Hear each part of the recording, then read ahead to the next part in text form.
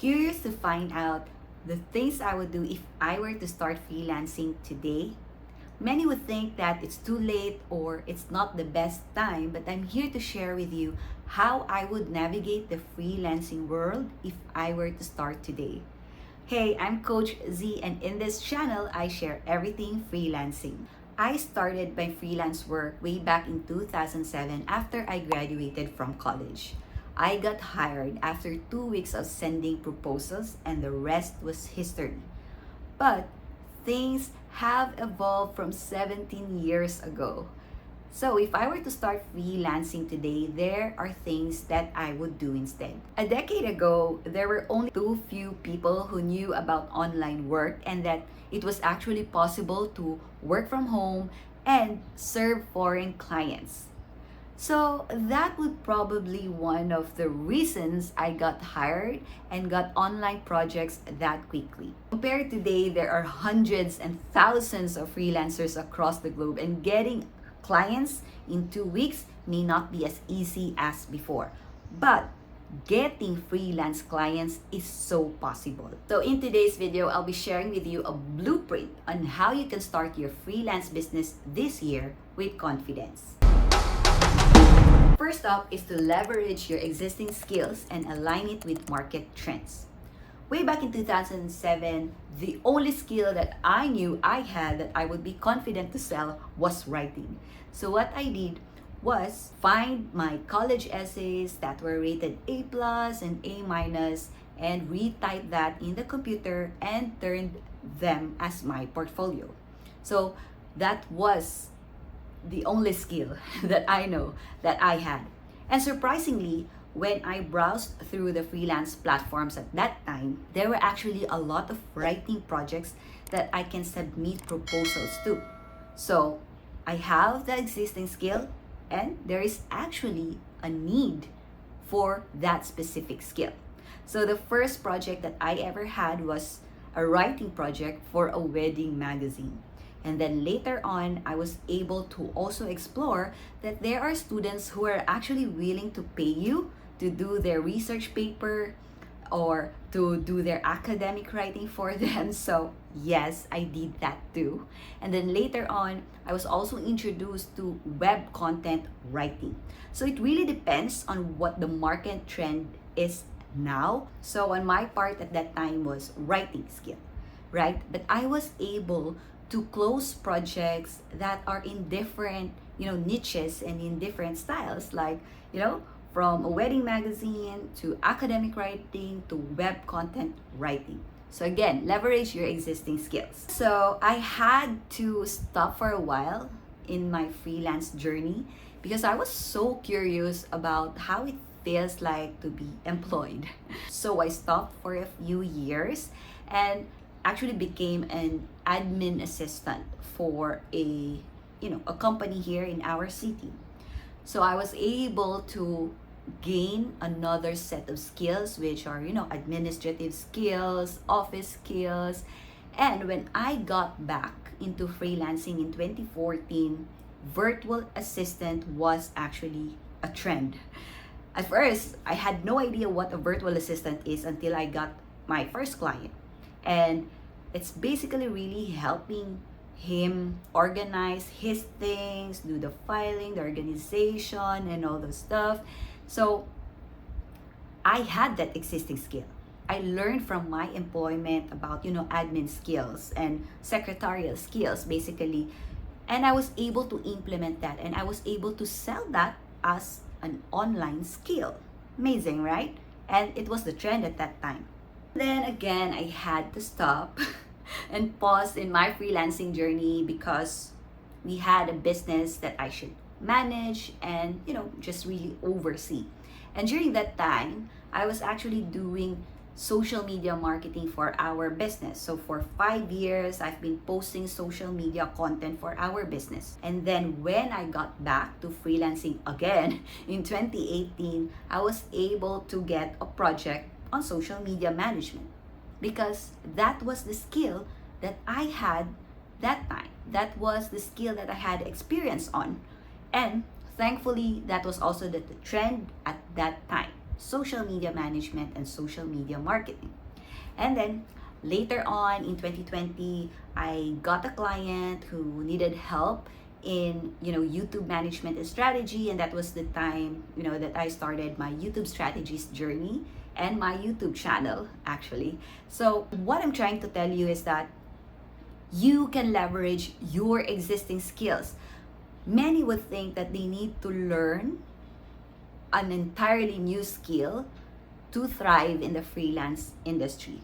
But the truth is, you already have skills, even if you are just a student, right?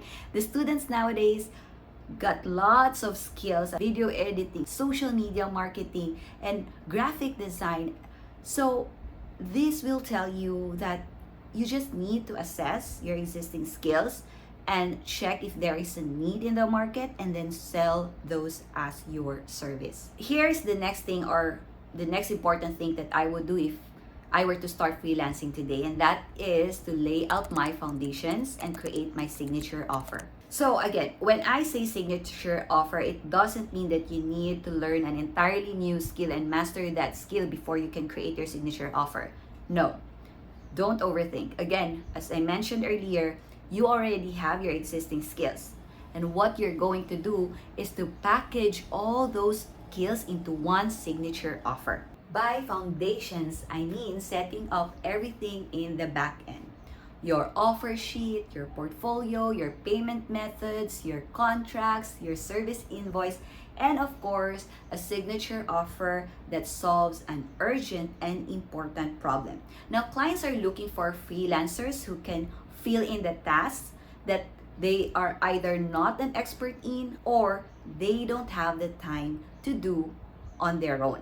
The next thing that I would do if I were to start freelancing today or this year is to not solely rely on freelance platforms like Upwork. I relied heavily on Upwork for as long as I can remember. Way back in oldest days in 2007 until I went back to freelancing in 2018, until I got my first YouTube client in 2019. It was only in 2022 that I fully let go of Upwork.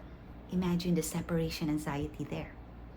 But when I did that, a whole new lot of opportunities came in. I was blown away by how many clients I can actually sign outside of Upwork. So if I were you, leverage social media and grow your personal brand. I actually have a video about personal brand. You can check it here or check the description below. Grow your personal brand and grow your community of clients on your social media accounts, where you no longer have to bid for projects, but actually dictate the price that you want.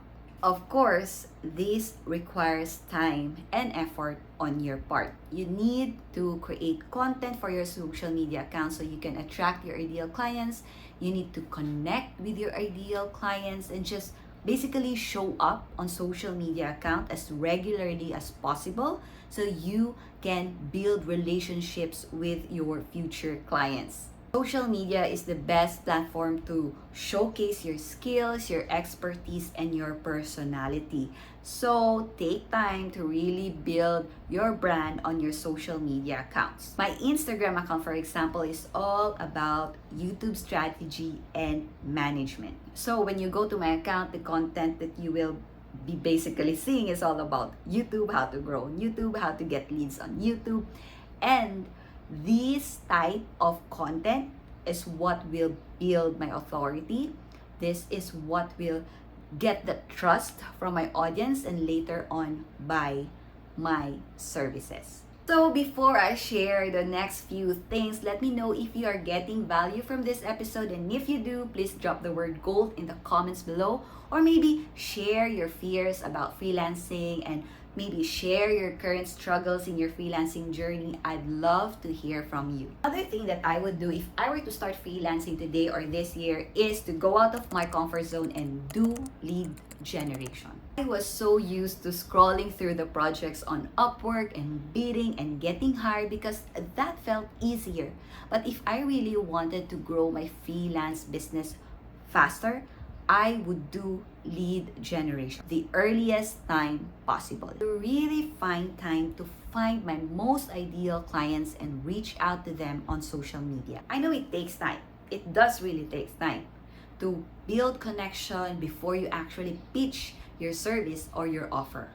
But it's worth it. You get to work with not only the easiest clients, but clients who are willing to pay. The last thing that I would do is to keep an open mind. Sometimes when we are already confident with our skills and we feel like we already know what we're doing, we tend to think that we don't need or we no longer need to learn new skills or update our existing skills or upgrade our existing skills. But the truth is there's so much more to learn in the freelancing industry. So don't hold back or close your doors to new learnings. Sorry, nakikisabay sa akin yung mga ibon. Humuhuni-huni sila sa background. But I hope you still enjoyed this video. There is always so much more that you can do and help your clients with. So keep an open mind and have this growth mindset, because that kind of mindset will take your freelance business to greater heights. There you go. Those are the things that I would do if I were to start freelancing today or this year.